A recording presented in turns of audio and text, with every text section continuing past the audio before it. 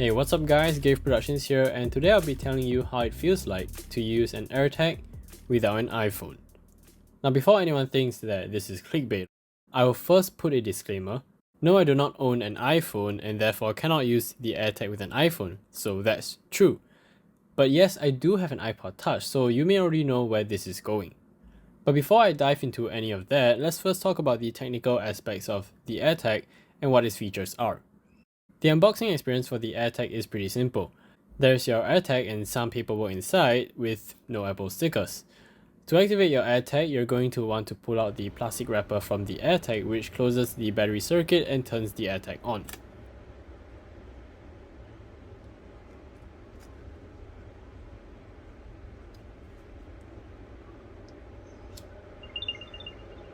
After that, your AirTag is pretty much ready to go and you can get to pairing it. To pair your AirTag, you're going to need an iOS or iPadOS device running iOS 14.5 or later. Notice how I said iOS and iPadOS instead of iPhone. Because yes, you can use the AirTag with an iPod Touch or even an iPad. The AirTag's pairing process pretty much works just the same as any other Apple accessory that you can connect to your iPhone or iPad. You simply put it close to your device, and a card on your iPad or iPhone will show up at the bottom asking if you do want to pair that accessory, or in this case the AirTag, to that device. All you have to do is just follow through with the process by naming your AirTag and connecting it to your Apple ID, and then you're good to go. After pairing, you'll find the AirTag show up under the Items tab in the Find My app. Before I move on, I do want to make a quick mention on the aesthetics of this AirTag. It is a pretty minimal design, being just this white round device. It is smaller than the Trace Together token, as you can see over here. The top of the AirTag is plastic, which will probably scratch a lot over time, but good thing is white, I guess, as white generally shows less scratches and fingerprints.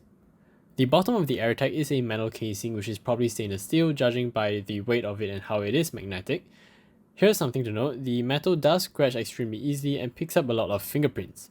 Mine already had micro scratches even as I was just taking it out of the box, which is quite amazing to be honest. Overall, the look of the AirTag is pretty simple and that's alright. But I don't know if it's just me, but the AirTag honestly kind of looks like a whiteboard magnet. Also, quick note, you can customize the top of your AirTag with emojis or up to 4 characters of your choosing when you do want to make a purchase online at apple.com. I wanted to customize mine, but the delivery time was too long and so I decided to just pick up a plain AirTag from the store. One thing I am quite upset about is the AirTag's lack of any holes or loops to put a string through or to attach to a lanyard. And that means that you do have to get an accessory for your accessory. In Singapore, Apple sells the AirTags for 45 Singapore dollars, and the AirTag accessories such as the keyrings start from 45 Singapore dollars as well. This is for the silicone variety and not the leather keyring. The leather keyrings will bring the price up to 59 Singapore dollars, and let's not even talk about the Hermes ones. The Apple website also does sell Belkin straps, which are much more affordable, starting at 19 Singapore dollars, so there's that. As I found all of these to still be absurdly expensive, I went on ahead to Shopee and bought myself 2 keyrings. One silicone one, which is pretty nice, and what I'm pretty sure is a fake leather one, but does look alright too, I guess. Other key things to note is that the AirTag is IP67 dust and water resistant, which is nice, and the battery is user replaceable, which is amazing coming from Apple. It uses a CR2032 battery, which in Singapore you should be able to find pretty easily. A CR2032 battery should last the AirTag about 1 year. Alright, now let's talk about how the AirTag works, assuming that you do have an iPhone 11 or iPhone 12. The AirTag helps you to locate your item in 2 ways. One is using GPS, but not the AirTag's GPS as it doesn't have one. I'll explain later in a bit.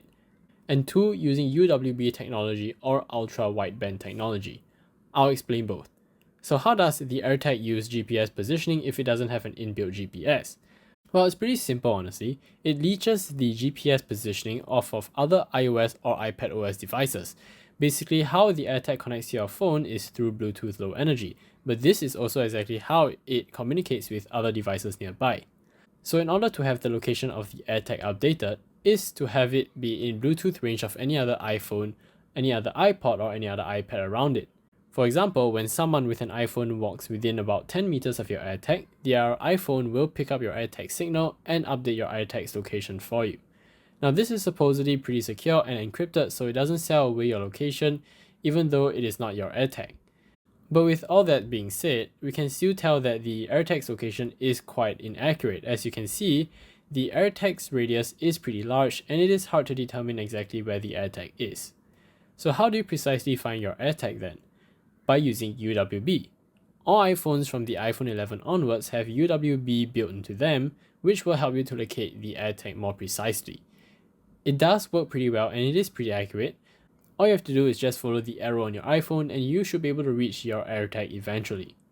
In order to test this, I did borrow my friend's iPhone 12 and had them hide the AirTag somewhere around the stadium. And so my task obviously would be to go and find the AirTag using their iPhone's UWB to locate it. Still searching for a signal.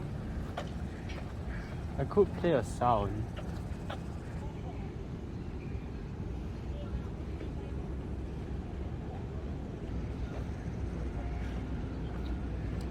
Oh, it's still not close enough. I'm just gonna keep going. The thing is that it's a chirping sound, and like the birds don't help, you know what I mean? Well, I've lost the signal, so I think it's somewhere there.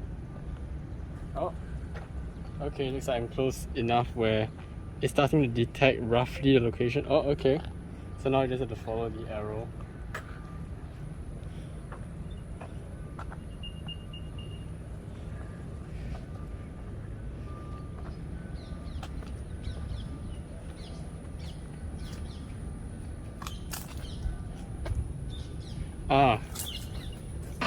As you can see, it did take me a while, and I also did take advantage of the sound feature that the AirTag has so that I could locate the AirTag easier, but I did eventually find it. Okay, but let's say that the item that the AirTag is attached to goes missing and is actually separated from you. Before you do even go out to find your item, someone may already be able to contact you about it. This is done by first marking your AirTag as lost in the Find My app, and by doing so, you'll be asked a question to key in your phone number so that anyone who finds the item that the AirTag is attached to can contact you about it. After that, any Android user who does find your AirTag will be able to tap the AirTag on the back of their device if they do have NFC turned on, and it will bring them to an Apple website telling you the information of the AirTag and the contact details that you left. For iOS users, you can go into the Find My app and go to the Items tab. After that, you can tap Identify Found Item where the found AirTag would show up. Okay, that's cool and all, but what if you don't have an iPhone 11 or iPhone 12? Well then basically your AirTag is pretty much handicapped, because without an iPhone 11 or iPhone 12, you basically won't have the ability to use UWB as older iPhones simply do not have the tag built in. In short, you'll just have to live with GPS location tracking and relying on your AirTag sound in order to find it. I'll talk about this more in depth when I explain how it feels like to use the AirTag without an iPhone, but first let's talk about a very important consequence of the AirTag's existence, and that is the anti-tracking feature. How does Apple help to prevent people from using the AirTag to track you? Well, for iPhone users running iOS 14.5 and later, you're in luck, because if the AirTag is no longer connected to any of the owner's Apple devices and the AirTag has been following you around for a while, your iPhone or iPod or iPad will alert you to the presence of the AirTag.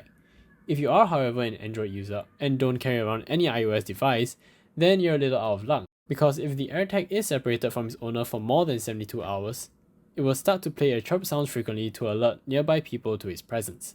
This means, however, that you would still pretty much be able to be tracked for about 72 hours before there is even a chance of you knowing that the AirTag is with you. And even so, you may not notice the chirping sound for a while, as it isn't exactly the loudest sound.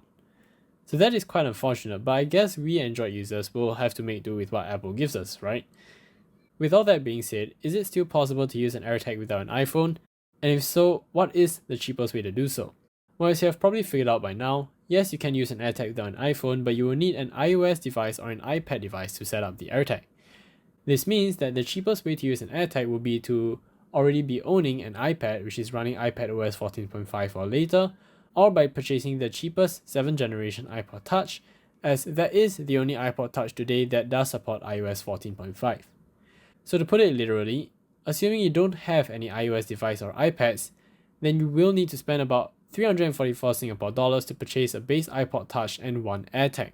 In the US, you'll be spending about 228 USD.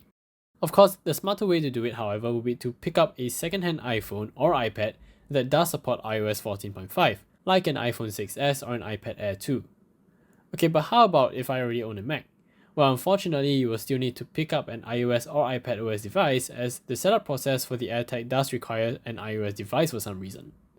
But you can use the Find My app in your Mac to locate your AirTag after it had been set up.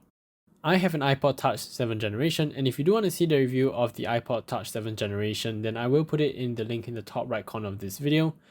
With the iPod Touch, I was able to get an AirTag and set it up and use it. How was it like to use the AirTag then? Well, honestly, it does work well enough, but you do lose the big feature of finding your AirTag using UWB, as the iPod Touch doesn't have UWB. Using an iPod though also does have some disadvantages, as your iPod or Apple device for that matter needs to be connected to the internet to know the location of your missing AirTag and to have the location updated. Using an iPod was more tedious than using an iPhone with data connection or an iPad with a cellular plan as well. This was because if you were in a location with no Wi-Fi, then the only way would be to use the mobile hotspot using a portable Wi-Fi router or by leeching off of your Android phone's data. But with all that being said, if I had to pick one tracker out of the three options, meaning a towel, an AirTag, or a Samsung Galaxy SmartTag Plus, I would most certainly pick the AirTag despite being a Samsung user myself. And here's why. The success of finding your lost item with these trackers hinges on whether or not someone with a device using the tracker's network comes into proximity with your tracker. Now, I don't have the exact number of Samsung Galaxy phone users or iOS device users or towel users out there, but I think we can all agree that the iOS network is by far probably the most extensive network of the three. It is probably more likely that an iPhone user walks past your AirTag than another towel user was to walk past your lost towel. Also, a small thing to note, the AirTag on its own is actually quite surprisingly affordable, but of course you do have to take into account the price of the keyrings which you will have to purchase to attach the AirTag to. But a Samsung Galaxy SmartTag here, and just the base SmartTag, not the SmartTag Plus, costs 49 Singapore dollars, which is already $4 more expensive than the AirTag. And this isn't even the SmartTag Plus, which has UWB. This is just the standard SmartTag without the UWB. So this Galaxy SmartTag standard is already $4 more expensive than the AirTag. And it also lacks the extensive network that Apple pretty much enjoys. So to conclude, is it possible to use an AirTag without an iPhone? Well, technically yes. But do I recommend it? Yes, I actually do recommend it, so long as you are willing to go out and find yourself an iOS 14.5 device. Anyways, that's been it. If you like this video, do give it a thumbs up, and if you disliked it, do give it a thumbs down. Do share this video if you found it useful, and please subscribe and hit the bell notification icon, as it really does help this channel out. Thanks for watching, and I'll see you in the next one.